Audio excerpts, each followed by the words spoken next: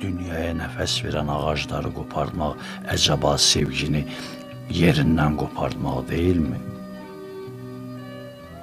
Qız uşağıdsa ananın bətnindən hələ formalaşmamış bir körpəni kəsib, doğrayıb, tikə-tikə eləyib ananın bətnindən çıxartmaq bu sevginin yox olması demək deyilmi?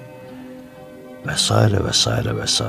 Və biz bu dünyada dünyanın harasında haqq, ədalət, sevgi, mərhəmət, dəyər, qiymət axtaraq biz bətnimizdəki körpüyə dəyər verə bilmiriksə, biz həyətimizdəki ağaca su verə bilmiriksə,